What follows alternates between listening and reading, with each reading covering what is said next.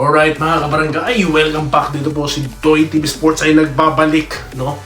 May nawawala ulit. De, joke lang Okay, bilisan na natin. Nandiyan yung topic mabilisan. Okay, yan na yung topic natin. Pero mag-subscribe muna kayo. Nagkakalimutan tayo Nakapokus na ako sa Facebook. Di na tayo maabot ng 20 kaya ano nangyari dyan, no? Pa-subscribe na lang mga boss and follow na rin kung kayo sa Facebook kayo nanonood. Okay, dito na tayo.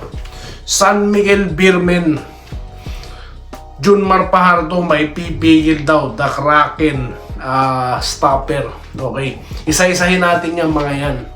Alright, so una sa listahan natin, Machine Gun Kelly. Anong height? 6'6", pero solid ang katawan. Sunod, Henry Galinato, The Bordado. Okay, so anong height niyan? 6'6". Sunod, Poy Eram. Anong height niyan? 6'7". The gold medalist. Okay, at ito pa, si BGR. Okay, 6'7" or 6'8". Okay, so kaya ba nilang pigilan itong si Fajardo? Sa katawan mga boss, ang laki pa rin discrepancy nito.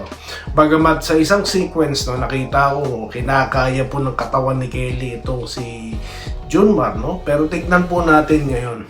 Iba naman yung noon sa ngayon Okay. Paano pipigilan ito ng TNT? Kasi yan po ang very interesting dito sa matchup na ito. Alam naman po natin pag sinabi San Miguel Junmar Fajardo yan. Okay. So, how you going to control him? Dahil hindi nga i-score yan, re-reboundan ka naman yan. Yari ka na. Daramdaman po natin sa barangay yan. Kaya po napaka-exciting kong panoorin. Anong nakikita ko dito? Anong prediction ko dito? Battle of the Minds mga boss. You can't stop Junmar sa katawan lang, hindi. Kailangan mong gamitan ito ng diskarte. Sa Barangay Ginebra, ginawa nila, pinaglaro nila ito sa labas, no? Merong Torres na tumitira sa 3-point shot, no? Sa kabila naman po, Machine Gun Kelly, hindi ka tatantanan nito, titirahan ito. Okay. Ganon din si Eram, no? Bumabato din ito ng 3-point shot. Hindi lang pang PBA sa international ginagawa niya rin. So walang kaba rin ito, no? So si Eram, Malatroy Rosario, no? Okay, sa kabila naman Machine Gun Kelly, Torres, no? Okay, hindi naman eksakto, baka po mag-overreact naman ng mga taga-TNT natin, mga tropa natin dyan, Okay, inahambing ko lang. So sa tingin ko, ganito rin ang gagawin ng TNT. Paglalaroin nila ito sa labas, okay? At dahil nga po meron silang variety of big man, no?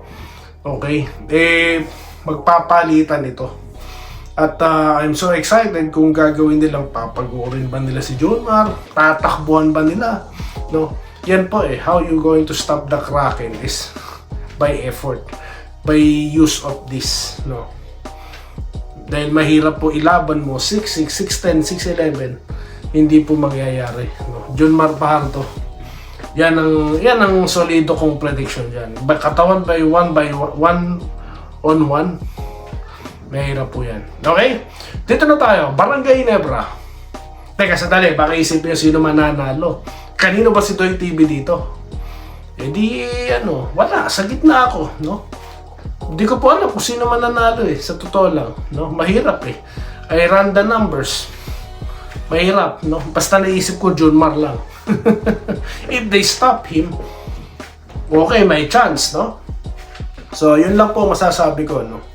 Para sa akin, pantay po ang laban dito. Alright? Dito tayo sa Barangay Ginebra Import. Okay? Ano ba? Nakita ako sa page na daw po, big man daw muna, no? Pahinga raw muna si Brown dahil susunod na po yung yung window FIBA. Okay, by February, di ba? So ako, pabor po naman ako. No? Bakit? Nakita niyo po ba yung laro ng Northport? Tama. Di ba lumakas itong si Arvin Tolentino? Di ba lumakas sila? Bakit? May big man sila no? Okay, meron silang Kadim Jack, di ba? Kaya very skilled big man ito, di ba? So ngayon ang tendency nakaka-rebound siya, no? Nakakalaro ng pass break din at the same time. Threat siya sa ilalim. So, why not gawin ito ng Ginebra? No? Yung Malacris Alexander, di ba? Then kung meron kang rebounder stopper sa ilalim, yun lang naman ang naging kulang. So parehas lang yung sinabi ko sa Reels, di po ba? Kaya ako pabor dyan. Kung kayo pabor, mag-comment na. Kaso ang profile naman po kasi nito ni Brownlee, no? ang siguradong maibibigay niya. I mean, sa nakaraang conference na naglaro siya, di ba? Finals, di ba? Finals, yun naman po ang kayang i-deliver ni Brownlee. No? So pagpilian niyo po yan. Okay?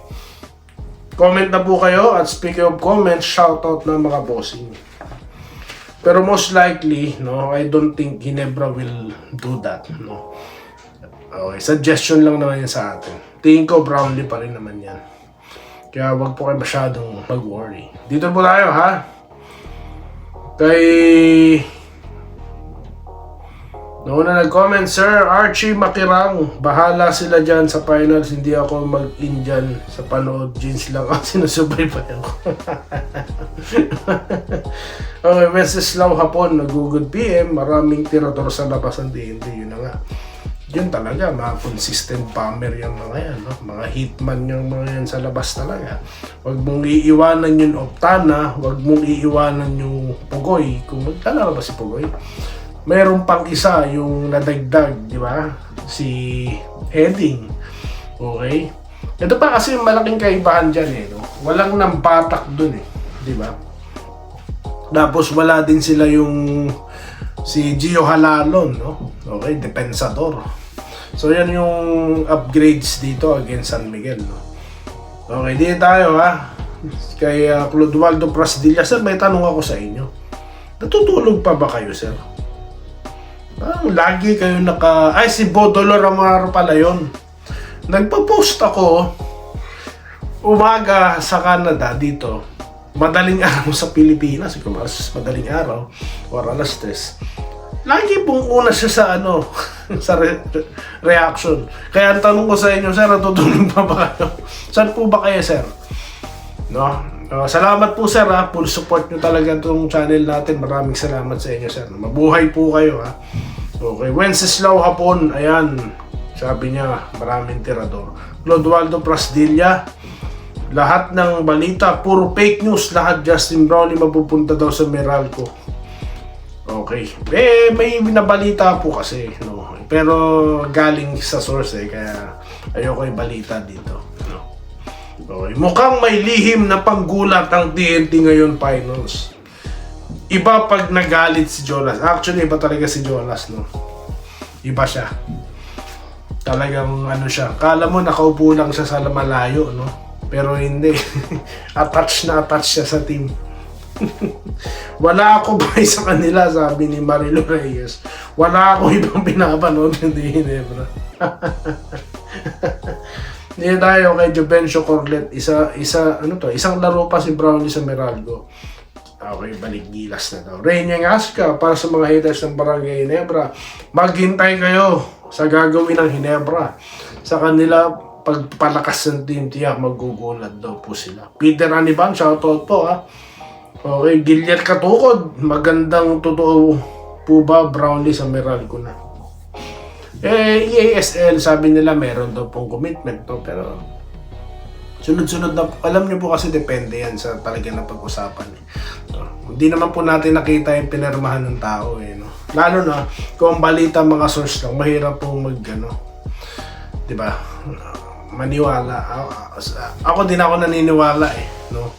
Kung anong lumabas sa balita sa legit sources, yun lang ibabalita ko sa inyo. Pagkukomentuhan ko lang. Di naman po mahalaga kung sino nang nagbalita. Ang mahalaga, kumpirmado, totoo, no? Eto, kahit anong mangyari, wala namang kailangan patunayan sa kanila, basta ako the best ng Ginebra, sabi po ni Aurelia Kalayag. Robert Caebia, present. Reyna Pagatpat, nagpapa-shoutout. Lawrence Correg, hello, good PM po. Joseph Pineda, okay, present lagi, watching from work. Never po akong paniniwalaan ng fake news, salamat po. Good afternoon, sabi po ni Ma'am Minerva ni Ma'am Irene Giller, shoutout po sa inyo. Enrique Rivero, nag-good day. Always present, ayan. So maraming salamat po ha. Sa Facebook naman po natin, ako, sobrang dami po talaga nagko-comment. Nagulat po ako, biglang dumami ang followers ni Doy TV. No, nagulat din po ba kayo? Kaya tuloy minsan, ang reels ko sa Facebook eh. Pero ang YouTube di po pwede eh. Mapabayaan yan. No? Road to 20k na tayo eh. Give some love naman po sa mga hindi pa subscriber. Baka po nagkakalimutan tayo. Mag-subscribe na po kayo. No? Road to 20k po ang Ginebra channel. No? At Doy TV Sports. Okay? So yan lang po ha. Okay? Mag-good luck ako sa dalawang koponan na maglalaban ng TNT at itong San Miguel. Tignan ko ha kung sinong malakas sa Game 1. Game 1 series po ito eh. Okay? So 4-2 tayo dati, no? Aba, ngayon tignan natin. Mangyayari ba ang 4-0? Ha? Ito ni sino ba to?